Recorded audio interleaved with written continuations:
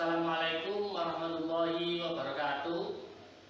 Perkenalkan, nama saya Syahri Mukmin, selaku dosen di Prodi Sistem Informasi Fakultas Ilmu Komputer Universitas Nahdlatul Ulama Sidoarjo.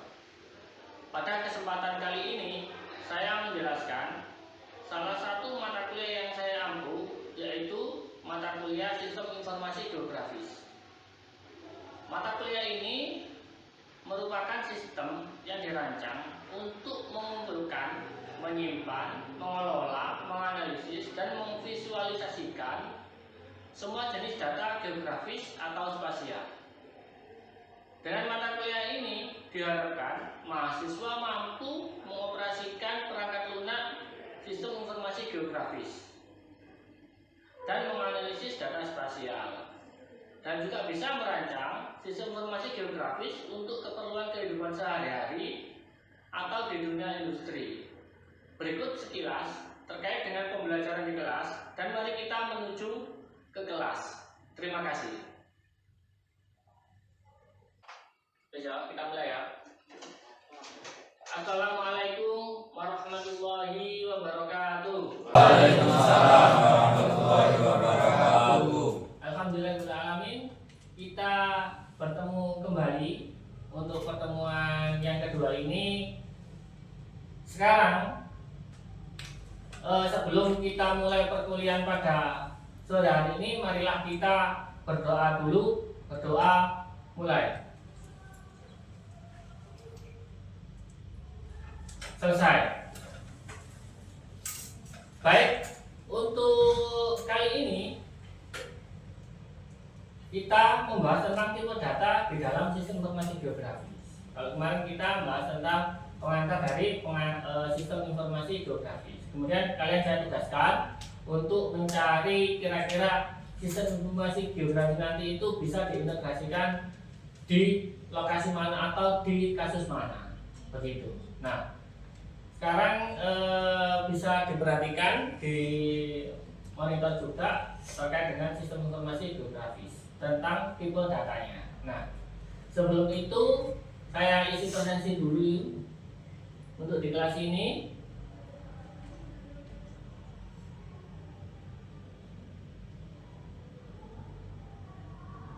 Oke, baik.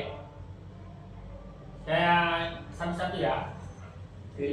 Alif Dias, Amirul Mukminin, Hadir. Andika, Hadir. Anda Nazawa, Hadir. Bilkis, Hadir. Dito, Hadir. Jessica, Hadir. Badrus, Hadir. Hafidul Mu'in, Hadir. Nuria, Hadir. Usama. Hadir. Baik, sudah sudah saya isikan tentang presensi. Mari kita mulai untuk materi pada sore hari ini. Baik, ini tipe data dalam sistem informasi geografis. Ini dari yang materi kemarin, yaitu SIG itu kan alat untuk digunakan untuk menangkap, menyimpan, menganalisis, dan memvisualisasikan data spasial. GIS ini bisa diintegrasikan dari berbagai jenis informasi, dari citra satelit, peta, dan data demografi. Ini memungkinkan untuk pengelolaan dan perencanaan kota, pengelolaan lingkungan, dan transportasi. Dengan memanfaatkan ini, organisasi dapat membuat keputusan yang tepat untuk mengelola sumber daya mereka secara efektif. Jadi ini yang review dari kemarin, fungsi dari GIS itu juga bisa untuk beberapa hal tentang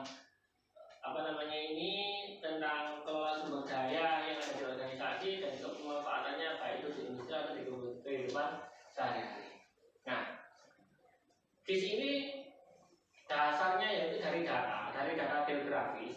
Jadi dari data ini diolah kemudian menjadi suatu sistem yang bisa dibuat untuk informasi selanjutnya. Datanya ini ada yang disebut dengan data spasial. Data spasial itu yaitu lokasi, kalau dilihat dari lokasi dan bentuk, ini mewakili lokasi fisik dan bentuk objek dalam ruang geografis. Kemudian digunakan seperti di kartografi dan perencanaan kota. Contohnya itu citra satelit dan koordinat GPS. Ini data spasial ya. Kemudian analisisnya ini bisa untuk memahami pola, hubungan, dan tren. Umumnya di data spasial ini ada dua, yaitu raster dan data vektor. Nah, saya lanjutkan. Itu datanya ini ya. Tadi ada yang data spasial yang di dalam GIS itu untuk pengolahannya itu ada raster dan juga vektor.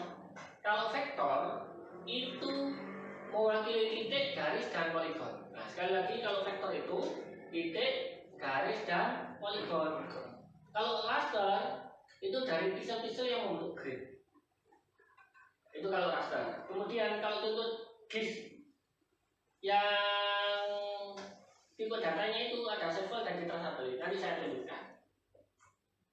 Contoh shapefile dan juga citra satelit. Oke.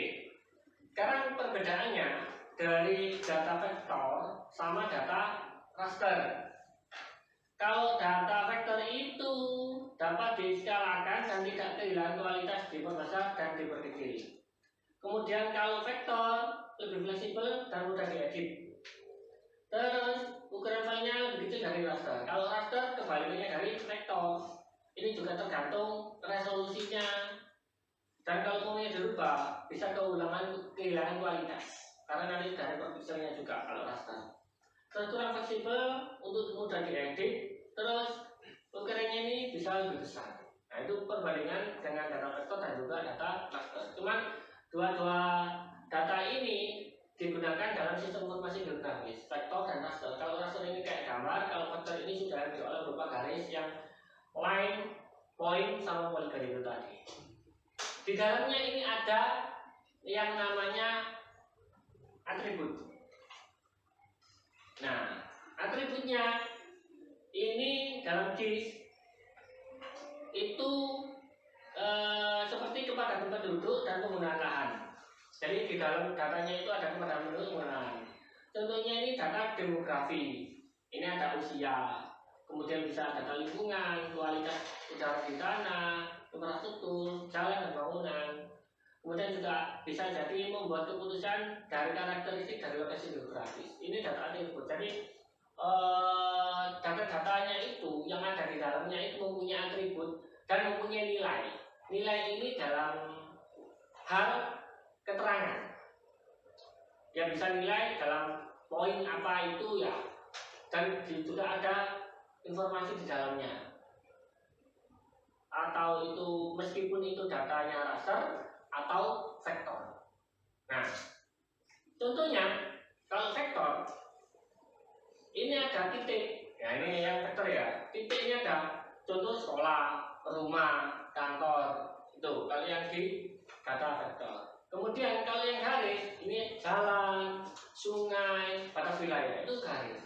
Kalau area ini disebut dengan poligon, contohnya kota, kabupaten, provinsi. Wilayah juga ada yang menggunakan poligon. Ya itu kalau gambar-gambar wilayah seperti itu. Contoh kalau raster, citra satelit, kemudian peta topografi dan juga peta penggunaan lahan. Ini citra satelit ya yang diambil di menggunakan citra satelit begitu. Nah, sekarang coba dari pemahaman yang tadi kalian jawab. Ya ini coba diperhatikan di layar. Apa jenis data yang digunakan di citra satelit? Ayo, kira-kira apa jawabannya? B. Raster. Ayo, raster apa vektor? B ya? Raster. Oke, jawabannya B. Saya lanjutkan. Apa jenis data yang digunakan pada peta topografi? Raster. Ayo, apa? Raster. Raster ya? Ya. Oke, betul. Jawabannya B. Nah, terus ini apa yang dimaksud dengan citra satelit? Yang awal. Yang diambil oleh kamera di luar angkasa. A. Ya. Gambar yang diambil oleh kamera di luar angkasa kurang tepat. Yang benar jawabannya adalah B. Kalau gambar yang diambil kamera di luar angkasa, naik dari bumi. Nah, ini kan bumi kau, permukaan bumi. Jawabannya B. Oke. Kemudian, bagaimana data raster digunakan dalam pemetaan? Jawabannya apa? C. Pak. Untuk memvisualisasikan bentuk permukaan bumi. Nah, ini ada A, B, C. Jawabannya yang ini sebenarnya tidak salah sepenuhnya, tapi yang paling benar itu D. Untuk membuat peta topografi, kalau memvisualisasikan bentuk permukaan bumi, itu namanya citra satelit. Tapi data yang digunakan untuk pemetaan apa? Ini kan untuk pemetaan apa? Ya, ini kan. Nanti jawabannya D. Itu ya. Nah, sekarang ini ya sudah C. Ini dilihat dulu. Ini namanya apa? Citra satelit. Oke. Sekarang saya coba menggunakan ini. Oh ini. Oke. Coba kalian masuk ke saya itu gunakan HP kalian. Kemudian ini masih tuh. Oke. Kalian bisa join melalui ini masih loading sebentar. Nah, kalian bisa join ini, bisa pakai barcode atau kalau kalian masuk di slido.com, kodenya 2700860. Ini ya, kelihatan ya? Yang tadi itu termasuk data apa? Ayo, ini saya pengen menguji pemahaman kalian yang tadi. Yang gambar tadi. Oke, raster. Terus yang lain coba di food silakan. Termasuk data apa? Silakan dipilih. Ya ini masih berapa ini? Satu ini, ayo yang lain masuk. 3 jawab raster semua. Oke. Ayo silakan yang lain. Ini masih 7.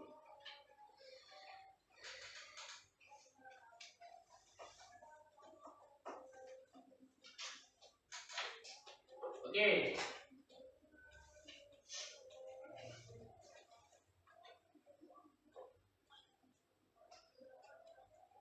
Baik. Jawabannya raster. Jadi kalian semua menilainya adalah raster. Ya. Oke, saya coba pemahaman yang selanjutnya. Kalau ini raster atau vektor. Nah, ini saya riset dulu. Ya, ini saya riset dulu.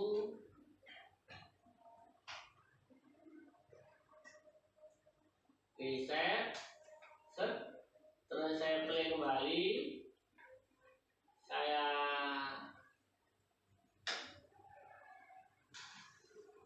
ya ini kalian bisa masuk kembali. Ini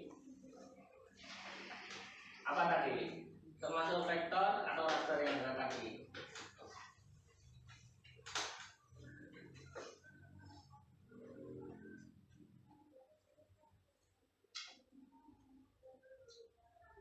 Ini sudah, saya riset ya.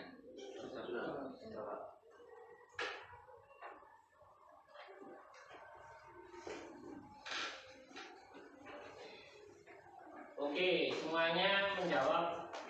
Oh, ada yang raster, ada yang vektor. Ini benar raster atau vektor? Tapi sebagian besar menjawab vektor. Kenapa kok vektor pada program lain? Karena dia ada wilayahnya, Pak. Terus juga ada titik-titiknya juga. Ada titik-titiknya, ada wilayahnya. Titik garis juga ada poligonnya juga. Oke, Dan areanya. bagus sekali. Itu ya. Jadi ada areanya, ada garis, ada peta. Ini yang disebut dengan vektor. Nah, tentunya kalau data raster yang disebut dengan Google Earth. Ini nama aplikasi yang ada di Citra Satelit. Ini bisa dilihat di sini. Nah, ini disebut dengan data apa? Raster. Ini disebut dengan data raster karena ini menampilkan citra satelit peta permukaan bumi. Nah, bisa kita lihat. Nanti ini bisa berubah. Kalau umpamanya ini saya ketikkan di sini, sebentar. Ini peta. Oh, apa? Map. Nah, map Google. Oke. Nah, ini tadi data namanya Data raster. raster. Cuman kalau ini saya rubah, gimana?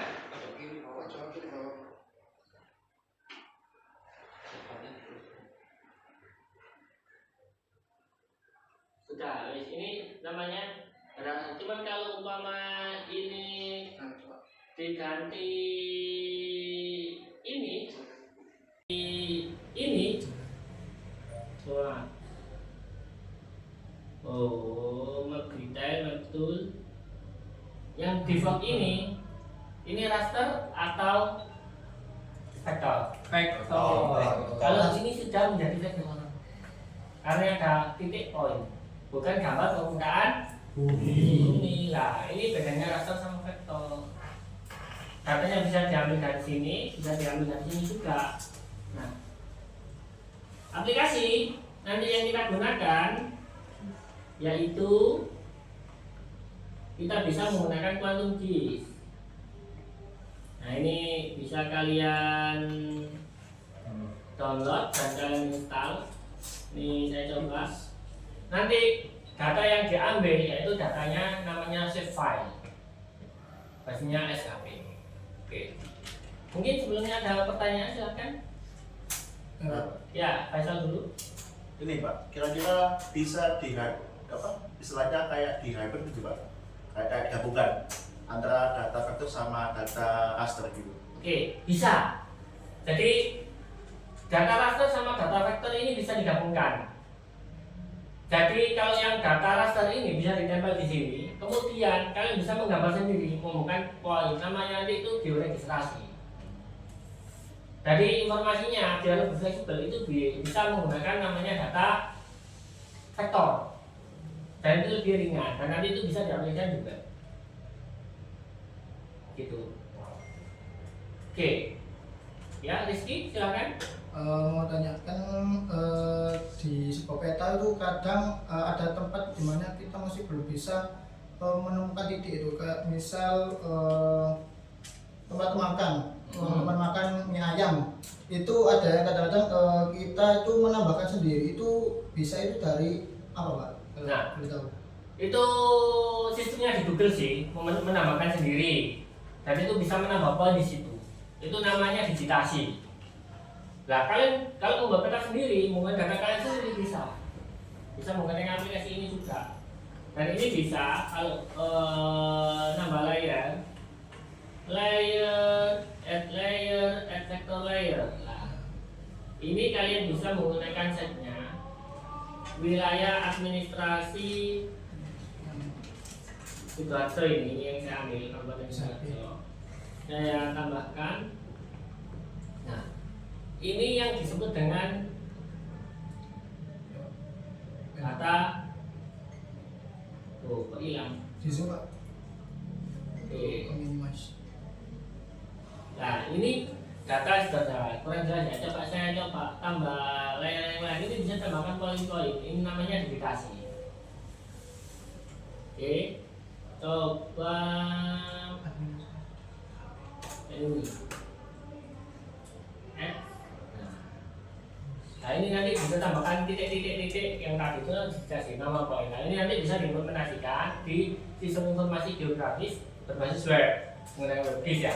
Jadi kalian mau membuat sistem informasi geografinya itu bisa menambahkan ini di website. Nah, itu nama wilayah, lokasinya di mana.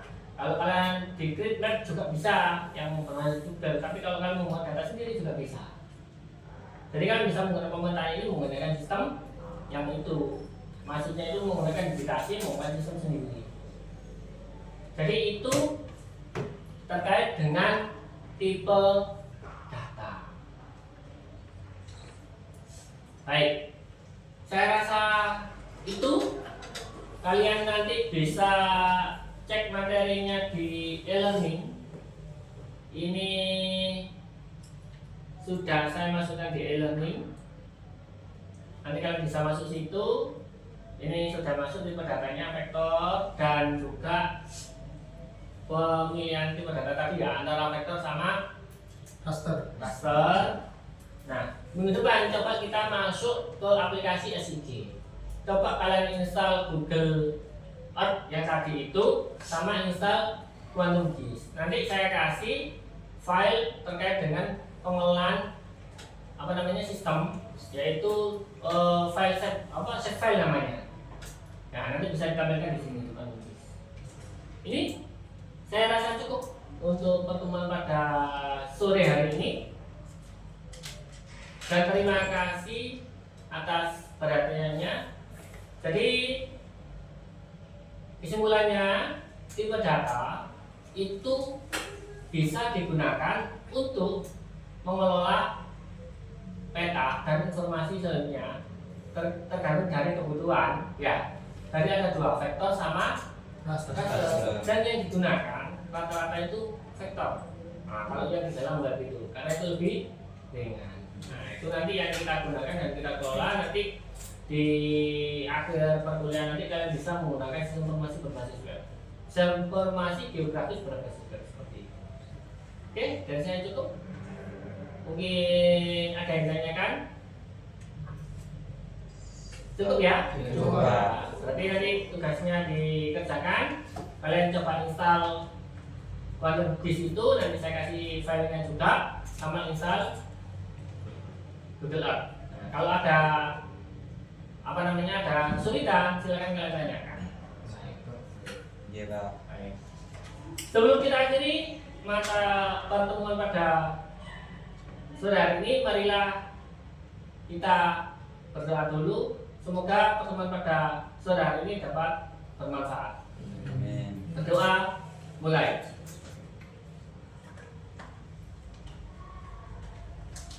Selesai. Sekian dari saya, kurang lebihnya mohon maaf. Assalamualaikum warahmatullahi wabarakatuh. Waalaikumsalam warahmatullahi wabarakatuh.